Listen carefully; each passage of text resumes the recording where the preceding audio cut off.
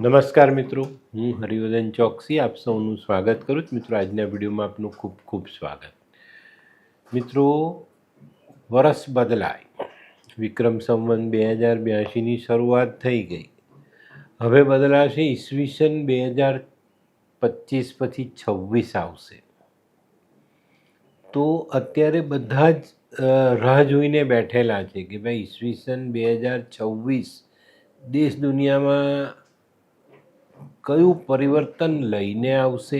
એમાં પણ દેશ દુનિયામાં અમુક મહત્ત્વના બનાવો બનશે અને 2026 ખરેખર સંભાળીને ચાલવાનું વર્ષ છે.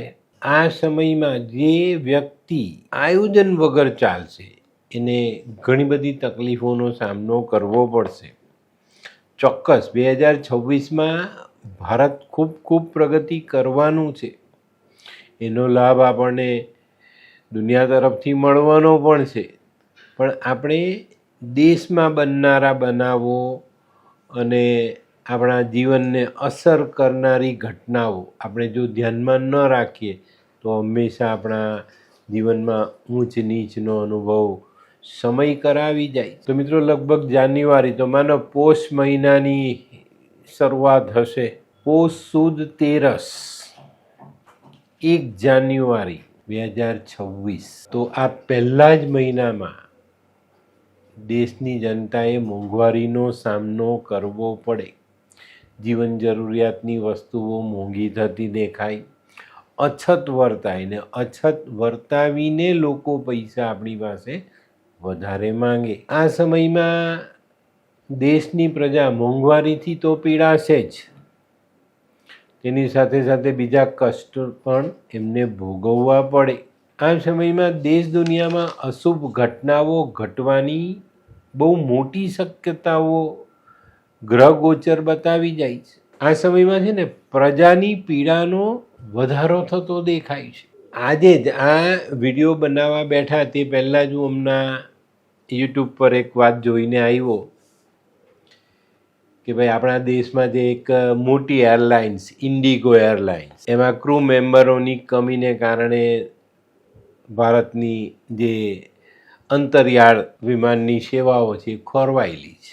મેં તો એમાં એવું પણ કંઈ સાંભળ્યું કે દિલ્હીથી મુંબઈનો જે ભાડાનો રેશિયો 8-10 હજાર હોય તે લાખ સવા લાખ પર પહોંચી ગયો છે. બીજી એરલાઇન્સોએ આટલા ભાડા વધારી દીધા. તો જો અત્યારે પ્રજાની હળમારી કેવી વધવા માંડી. હજુ તો ઈસવીસન 2026ને આવવાનો સમય બાકી છે. આના પછી સરકારી યોજનાઓને કારણે કદાચ અનાજ પર થોડો ઘણો કંટ્રોલ કરી શકાય ભાવની બાબતમાં. આ વખતે ગુજરાતમાં કે બીજા રાજ્યોમાં વરસાદે જે નુકસાન કર્યું છે એમાં ચોખાનો પાક લગભગ વધારે ડિસ્ટર્બ થયો. તો ચોખાના ભાવ આ વખતે હાઈ રહેશે.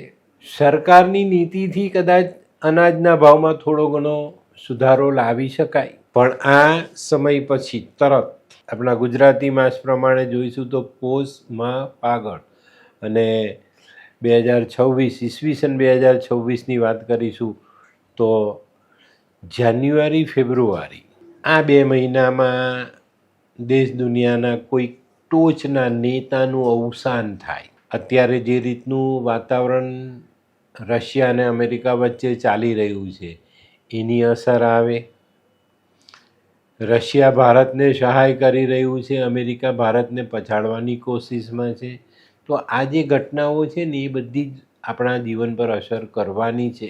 ફાગણ મહિનાની શરૂઆતથી આપણા ભારતમાં ફળનો જે રાજા કહેવાય કેરી, એના પાકમાં આ વખતે મોટું નુકસાન છે. આ વખતે કેરી પણ તમારે મોંઘી ખાવાની છે. જે ફળોમાં રસ છે ને એનો ક્ષય થતો જોવા મળશે. ઉનાળામાં આપણે જે તરબૂચ ખાઈએ છીએ એ તરબૂચ આ વખતે મોંઘા રહેશે. ઉનાળાનું સારું ફળ જેને કહીએ આપણે, ઉનાળામાં પાણીની તરસ છીપાવવા માટે કે આપણા શરીરની જે કમીઓ છે એને દૂર કરવા માટે આપણે તરબૂચ ખાતા હોઈએ તો આ વખતે આ તરબૂચ પણ મોંઘા રહેવાના છે. આ સમય પછી સરકારી નીતિઓને કારણે અનાજમાં થોડોક ફાયદો મળતો દેખાશે. ઈસવીસન 2026 આ જે વર્ષ છે ને એ દેશ દુનિયા માટે થોડું અઘરું તો છે જ. એપ્રિલ મે આ 2 મહિનાઓ પણ દેશમાં મોંઘવારી વધતી દેખાય છે.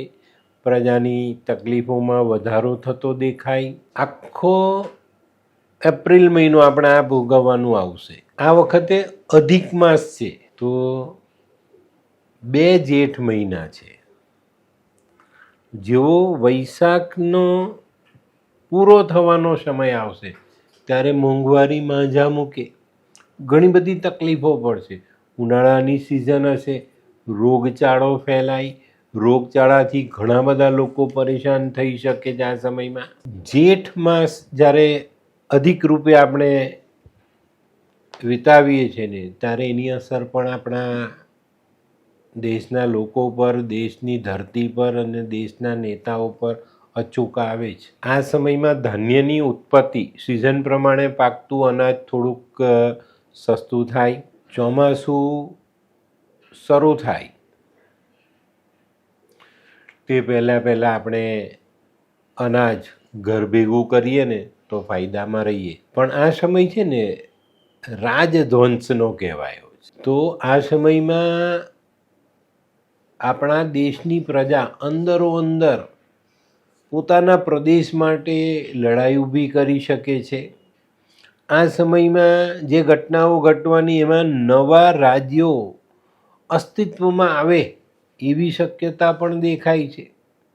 તો દેશનું વિભાજન થતું જાય અને નાના નાના રાજ્ય બનતા જાય અને દરેક રાજ્યની માંગ અલગ થતી જાય. હવે બધી માંગોને પૂરી કરવા માટે સરકારે ખૂબ મહેનત કરવી પડે. દેશમાં તો દેશમાં પણ દુનિયામાં પણ કંઈક નવા ભાગો સર્જાશે, નવા રાજ્યો સર્જાય, નાનકડો કોઈ દેશ પોતાનું અસ્તિત્વ અલગ કરી શકે છે. મિત્રો, આ 2026માં પણ ગુરુ મહારાજ 3 રાશિમાં પરિવર્તન કરશે અને જ્યારે ગુરુ 3 રાશિમાં પરિવર્તન કરે છે ને ત્યારે તકલીફ તો આવે જ છે. ગુરુનું પરિવર્તન 5/12/2025 થી 1 જૂન 2026 સુધી મિથુનમાં વક્રી ગતિથી રહેશે. 1 જૂનથી 31 ઓક્ટોબર 2026 સુધી ગુરુ માર્ગી થઈને કર્કમાં ચાલશે અને 31/10/2026 થી ગુરુ મહારાજ સિંહ રાશિમાં પ્રવેશ કરી જશે. તો આ રીતે 2026માં પણ જ્યારે ગુરુ 3 રાશિમાં પરિવર્તન કરવાના તો એની અસર તો દેશ દુનિયાએ ભોગવવી જ રહી. તો મિત્રો, આની પર પૂરતું ધ્યાન આપવાનું છે અને આવનારા સમયની ઓળખ કરીને પોતાના જીવનને એક સરસ દિશામાં આગળ વધારવાનું છે. અધિક જેઠ જે મહિનો રહેવાનો છે ને તો એ મહિનામાં દેશ દુનિયાને મુશ્કેલીઓ તો પડશે જ અને નુકસાની પણ એટલી જ મોટી આવવાની છે. ઓગસ્ટ, સપ્ટેમ્બર આ જે સમય છે એમાં પ્રજામાં થોડી વૃદ્ધિ થાય. ઓગસ્ટ, સપ્ટેમ્બર આ 2 મહિનામાં મોંઘવારી પણ વધતી દેખાશે અને આ વખતનો આસો મહિનો દેશ દુનિયા માટે મોટી તકલીફો લઈને આવે. તો મિત્રો, આવતા વર્ષની દિવાળી આપણા માટે મુશ્કેલીઓ લઈને આવવાની છે. તો આનું ધ્યાન પણ તમારે પહેલેથી રાખવાનું જ. ભાદરવાના 15 દિવસ પછી દેશ દુનિયામાં અપ્રિય ઘટનાઓનો ભંડાર આપણી સામે ખુલતો હોય ને એવો અનુભવ થશે. દેશ દુનિયા ક્યાંક ને ક્યાંક નાની મોટી અપ્રિય ઘટનાઓ બનતી જ રહેશે અને એનાથી આપણે એટલા બધા ડિસ્ટર્બ થઈશું કે ભાઈ કઈ દિશામાં જીવન આગળ વધારવું એ આપણા માટે મુશ્કેલી સર્જી શકે છે. અને જ્યારે ગુરુ મહારાજ સિંહ રાશિમાં પ્રવેશ કરશે ત્યારે પૃથ્વી પર જલ પ્રલય આવવાની શક્યતાઓ બહુ જ પ્રબળ રીતે જોવાય છે. પંચાંગોની ગણતરી બતાવે છે કે ભાઈ આ સમયમાં જળ પ્રલય આવે. આ સમયમાં ગૌ માતા દેશના લોકો પર કૃપા વરસાવતી દેખાશે. દૂધ વધારે આપશે, ઘીનું ઉત્પાદન થશે. આ સમય પછી રોગચાળાનું પ્રમાણ કદાચ વધી શકે છે. અને આના પછી છે ને રાજકીય વાદ વિવાદો માઝા મૂકીને ચાલે, પક્ષ વિપક્ષ એવા લડે કે પ્રજા વિચાર કરે કે ભાઈ આપણે આ કોને ગાદી પર બેસાડ્યા જ ને આ કયો વિપક્ષ છે જે આટલી મોટી તકલીફો ઊભી કરવા માટે તૈયાર થાય છે. દેશનું વિભાજન કરનારું જે પરિબળ છે ને એ આ સમયમાં ખૂબ જ પ્રબળ રીતે કાર્યરત થતું જોવા મળશે. અને ગુરુનું સિંહમાં ગોચર અને શનિ મહારાજ મીનમાં છે તો આની અસર પણ આવશે. દેશ દુનિયામાં પવનથી નુકસાન થાય, વાવાઝોડાથી નુકસાન થાય, તોફાનો આવે, પ્રચંડ તોફાનો આવે અને આની સાથે સાથે પૃથ્વીમાં કંપન આવે એટલે મોટા ધરતીકંપ આવવાની શક્યતાઓ પણ આ સમયમાં જોવાઈ રહેલી છે. અને ખાસ કરીને અમેરિકા અને એની આસપાસના દેશોમાં મોટા ધરતીકંપ આવવાની શક્યતા છે. સિંધ પ્રદેશ અને સિંધુ નદીનો જે તટ છે ત્યાં પર્વતો છે એમાં એક ઉત્પાત સર્જાય, પહાડની જગ્યા પર ખાડો થઈ જાય ને ખાડાની જગ્યા પર પહાડ થઈ જાય. આવા ધરતીકંપો આ સમય પછી આવી શકે છે. વૃક્ષોનું નિકંદન નીકળતું દેખાય છે આ વર્ષમાં. દુનિયાના પર્યાવરણને બહુ મોટો ખતરો ઊભો થતો દેખાય છે. દેશ દુનિયાના મોટા મોટા નામાંકિત નેતાઓનું મૃત્યુ શક્ય છે. આ સમયમાં મનુષ્યનો વિનાશ પણ દેખાશે. કુદરતી આપત્તિ, ધરતીકંપ, વાવાઝોડું, વરસાદ, જલપ્રલય આ બધી ઘટનાઓ માનવ સંહાર કરી જાય અને વર્ષના અંત પછી દેશ દુનિયામાં વરસાદનો અભાવ સર્જાશે. આ વર્ષના અંતમાં પ્રચંડ પવનથી પૃથ્વી ફરતી હોય ને એવો અનુભવ કરશો તમે. મોતનું તાંડવ જોવું પડે, તબાહીનું તાંડવ તમારે જોવું પડે. આવી શક્યતાઓ બહુ મોટી દેખાય છે. રાહુ મહારાજ કુંભમાં ચાલી રહ્યા છે. દેશ દુનિયામાં પ્રજાને કષ્ટ મળે, પીડા મળે. લોખંડ, રસાયણ, ખનિજ તત્વો બધા જ મોંઘા થાય. પેટ્રોલના ભાવમાં અસહ્ય વધારો થતો દેખાશે. અને મિત્રો આ બધું સાંભળતા આપણને એવું લાગે કે ભાઈ અમારા જેવા જ્યોતિષ દુનિયાને ભડકાવે છે, ખોટી માહિતી આપે છે. ના, એવું નથી. પંચાંગ ખોલીને જોશો તો પંચાંગની ગણતરીમાં બધી જ વસ્તુઓ બંધબેસતી આવે છે. હવે છત્રભંગ જે આપણે કોવિડમાં ભોગવી ચૂક્યા એ યોગ પાછો આવે છે. 15 ડિસેમ્બરથી આ યોગનું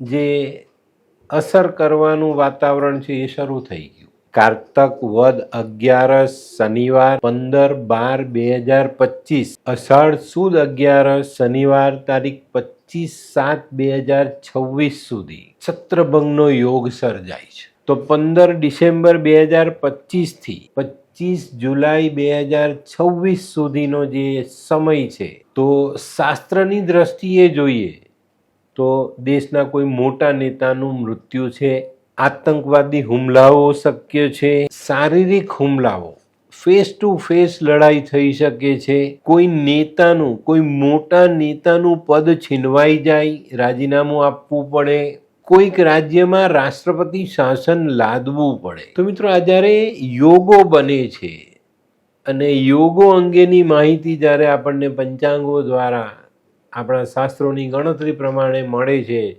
ત્યારે આપણે એમાં ભરોસો કરીને ચાલીએ તો આપણે જે 2019માં જે કોરોનામાં આપણે ભોગવું, COVID-19માં જે આપણે ભોગવું એ બધી મહામારીથી આપણે બચી શકીએ.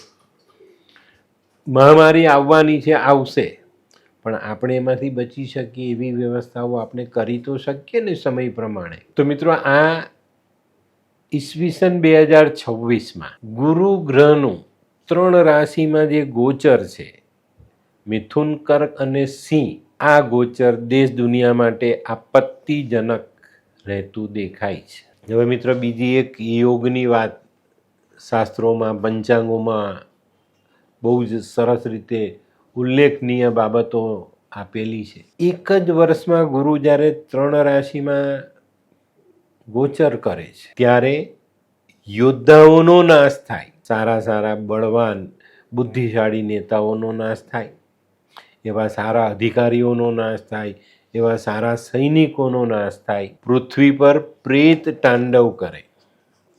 આ વસ્તુ મેં કોવિડના સમયમાં કીધેલી, અને ત્યાર પછી જેણે જેણે પણ સમાચારો જોયા હશે તે લોકોને ખ્યાલ આવી ગયો કે પ્રેતે કેવું તાંડવ કર્યું. અમેરિકામાં બુલડોઝરથી લાશો ઊંચકાઈ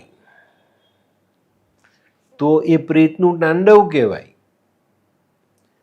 અમેરિકામાં અમુક એરિયા એવા થઈ ગયેલા કે ભાઈ લોકો પોતાનું સ્વજન જે કોરોનાને કારણે મૃત્યુ પામ્યું એની બોડીને રોડના કિનારે છોડી જતું. તો આ જે ઘટનાઓ આપણે જોઈ છે તો પ્રેતોનું તાંડવ આ રીતે થાય છે. આ સમયમાં દેશ દુનિયામાં અપમૃત્યુના બનાવો વધશે. આજે આપણે જોઈએ છે કોવિડ ગયા પછી આપણે ઘણા બધા પેપરોમાં ને એમાં સમાચારોમાં આપણે જોઈએ છે 25, 30, 40 વર્ષનો યુવાન એટેક આવ્યો, મરી ગયો. એવા કેટલા બધા વિડીયો ત્યાર પછી આપણે જોવા મળ્યા.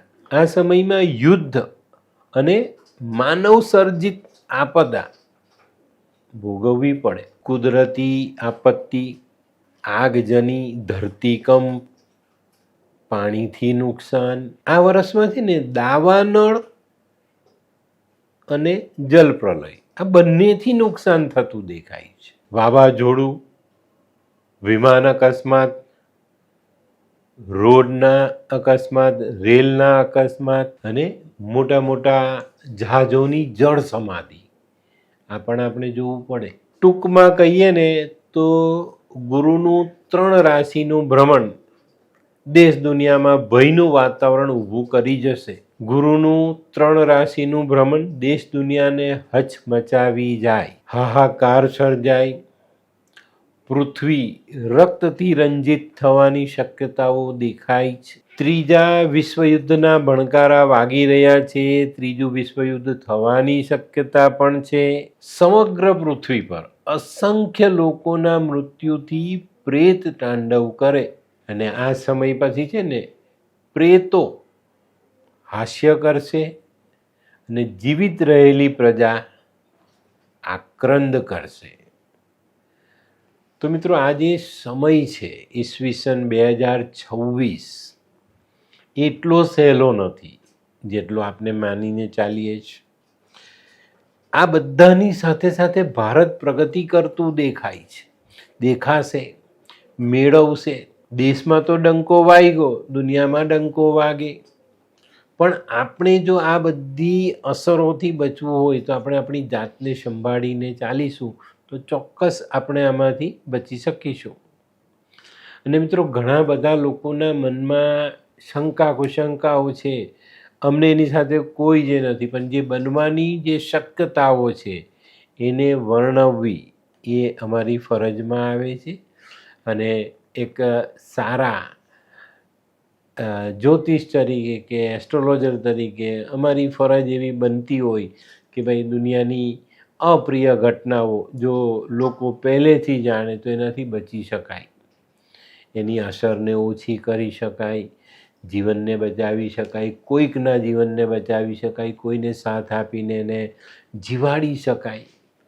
તો બહુ મોટી ઘટનાઓ આ રીતે આપણે જાણી શકીએ છીએ, જોઈ શકીએ છીએ અને એમાંથી બચવાના રસ્તા પણ શોધી શકીએ છીએ. તો મિત્રો ઈસવીસન 2026 દેશ દુનિયામાં કેટલા બદલાવ કરી જશે તેનું જ્ઞાન તમને આ વિડીયોથી ઘણું બધું મળી ગયું હશે. પણ આપણે દુનિયાની ફિકર કરતાં આપણી પોતાની ફિકર કરવી જરૂરી છે. આપણા દેશની, આપણા રાજ્યની, આપણા ગામની, આપણા શહેરની ચિંતા કરો, આપણી સોસાયટીની ચિંતા કરો, તમારી પોતાની, તમારા કુટુંબની, ઘરની ચિંતા કરો. ચોક્કસ તમને એમાં સફળતાઓ મળે. તો મિત્રો આ જે વિડીયો તમે સાંભળો એ ચોક્કસપણે તમે ધ્યાનમાં રાખજો અને આવનારું ઈસવીસન 2026નું વર્ષ તમારા માટે કેવું રહેશે એની જે શક્યતાઓ છે એ મેં વર્ણવેલી છે.